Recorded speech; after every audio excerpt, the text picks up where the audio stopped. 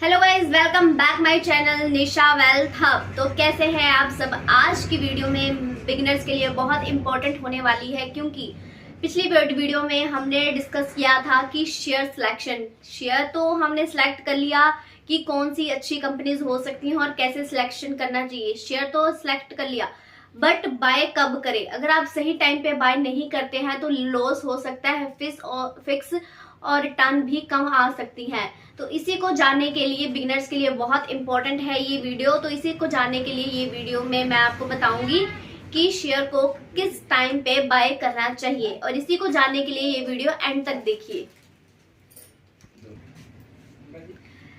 Beginner सबसे बड़ी यही गलती करते हैं, 99% यही गलती होती है कि शेयर तो सिलेक्ट कर लिया, शेयर सिलेक्ट करने के बाद ही तुरंत बाइंग करना शुरू कर देते हैं। बट बाइंग नहीं करनी है, बाइंग का एक टाइम रहता है। तो बाइंग करने से पहले आपको ये कुछ स्ट्रेटजी जो मैं आपको बताऊंगी उसको ध्यान में रखना है, क्योंकि जब बाइंग करने हैं हमने शेयर सेलेक्ट करने के बाद जब बाइंग शुरू करते हैं तो प्राइस किसी भी लेवल पे चल रहा होता है। करंट मार्केट जो हमने जैसे मान लो ऊपर वाला रेट चल रहा है तो आपने ऊपर वाले रेट में बाय कर लिया, और जैसे ही वो आपका तुरंत 10% शेयर टूट गया, नीचे करेक्शन में आ गया, तो आपने तुरंत सेल कर दिया। फोमो में आके और प्रेशर में आके लोग 99% बिगनर्स जो हैं ये गलती कर लेते हैं। तो इसी को रोकने के लिए ये वीडियो बनाई गई है। तो इसी में आपने इस चीज को आपने किस टाइम पे बाइंग करनी है और कैसे बाइंग करनी है, तो ये 5 स्ट्रेटजी आपके सामने है। रूल नंबर 1 कि कब बाय करना चाहिए। स्पोर्ट लेवल पर बाय करिए। सबसे बड़ा है स्पोर्ट लेवल। स्पोर्ट लेवल का मतलब है कि शेयर ऊपर जाकर बार बार उसी लेवल पर वापस आके रुक जाता है। मैं फॉर एग्जांपल कि कोई भी कंपनी का शेयर है जो 200 रुपये का अभी चल रहा है, बट 200 पे जाता है, फिर बार बार आके 180 पे रुक जाता है, तो हाई पे बाइंग नहीं करना है। उसका राइट स्पोर्ट प्राइस जो रहता है 180 है, क्योंकि बार बार ऊपर जाता है फिर 180 पे आके रुक जाता है। क्यों रुक जाता है, उसमें फिर ऊपर चला जाता है 180 पे। जो डिमांड है, जो हाई डिमांड होती है, बायर ज्यादा हो जाते हैं, इसलिए उसी 180 पे आके रुक के वो वापस फिर से अपने सपोर्ट लेवल 180 का हो जाता है, डिमांड हाई हो जाती है, तो उस पे लोग बायर ज्यादा होते हैं। तो जो हमारा सपोर्ट लेवल होता है बाय उस पर करना है, आपने हाई प्राइस पे बाइंग नहीं करनी है। तो फर्स्ट स्ट्रेटेजी ये है, रूल नंबर 1 कि हमें सपोर्ट प्राइस पे बाय करना है किसी भी शेयर को।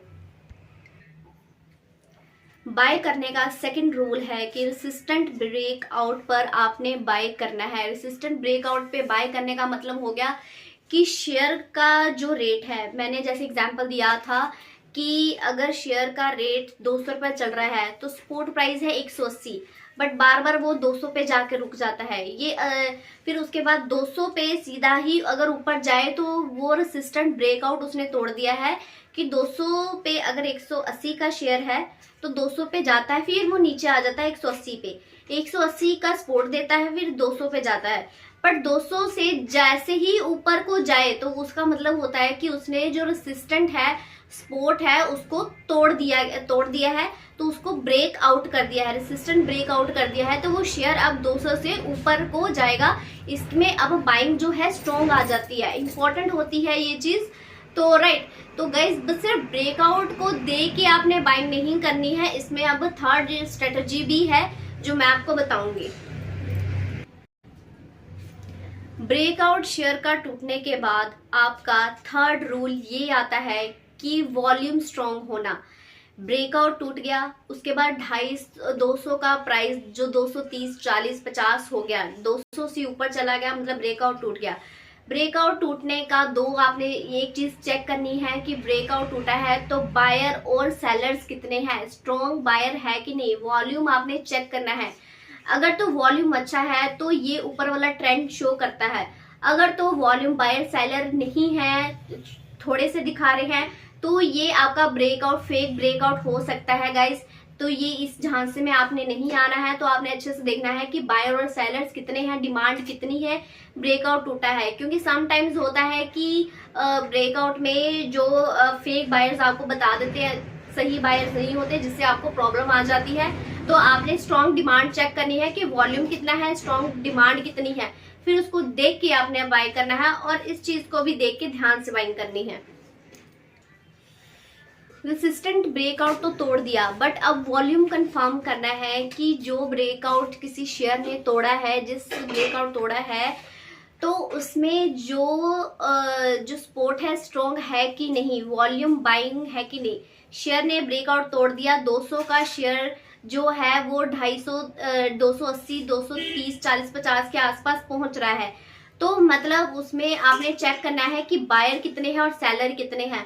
नॉर्मल बायर और सेलर से आपने 2 गुना और 3 गुना देखना है कि 2 गुना और 3 गुना वॉल्यूम हुआ है कि नहीं।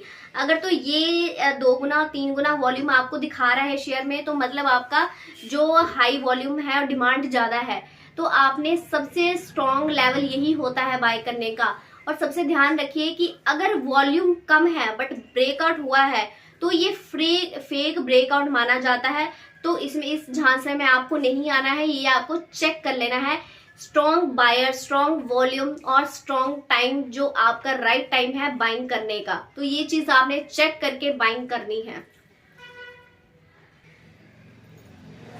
फोर्थ स्ट्रेटजी है कि ट्रेंड को देख के हमेशा बाय करो, कि शेयर अगर ट्रेंड के अगेंस्ट बाइंग करोगे तो लॉस होगा।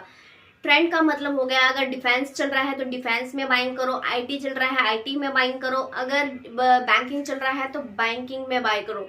जिस हिसाब से ट्रेंड चल रहा है उसी में बाइंग करो। अगर आप ट्रेंड के अगेंस्ट बाइंग करते हो तो लॉस हो सकता है, क्योंकि अगर ट्रेंड के अगेन आप मान के चलिए कि अब आईटी या फिर कोई भी सेक्टर में आप बाइंग करना चाह रहे हो, शेयर्स में बाइंग करना चाह रहे हो, तो आप देख रहे हो कि मुझे ज़्यादा क्वांटिटी मिल जाएगी और सस्ते रेट में मिल जाएगा, बट उसका ट्रेंड जो है डाउन ट्रेंड है, वो और भी नीचे गिर सकता है, जिससे आपको हैवी लॉस हो सकता है। तो आपको ट्रेंड के अगेंस्ट नहीं जाना है, जो ट्रेंड कह रहा है उसी के अकॉर्डिंग चलना है। सस्ते को देखकर आपने बाइंग नहीं करनी है। तो इस